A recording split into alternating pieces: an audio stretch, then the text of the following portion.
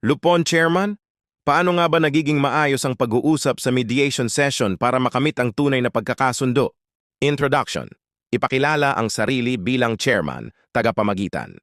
Ilinaw na layunin ay maayos na kasunduan, amicable settlement. Paalalahanan na hindi ito korte at walang abogado. Siguruhing naiintindihan ng dalawang panig ang proseso. Ground rules. Walang pagmumura o pananakot. Walang sigawan o interrupting. Igalang ang bawat nagsasalita. Panatilihing kalmado at maayos ang usapan. Pagdinig ng panig. Complainant muna, ipahayag ang reklamo, respondent naman, magbigay ng sagot, paliwanag. Iwasan ang sabayang pagsasalita. Clarification stage.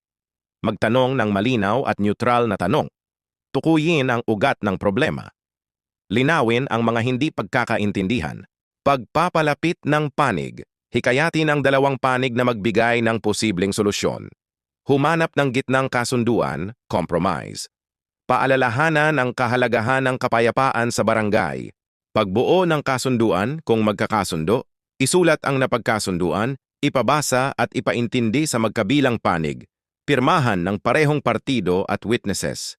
Kapag walang kasunduan, mag-set ng susunod na hearing o iakyat sa lupon. Ipaalam ang susunod na hakbang. Goal. Maresolba ang alitan sa mapayapa, patas, at mabilis na paraan ng hindi umaabot sa korte.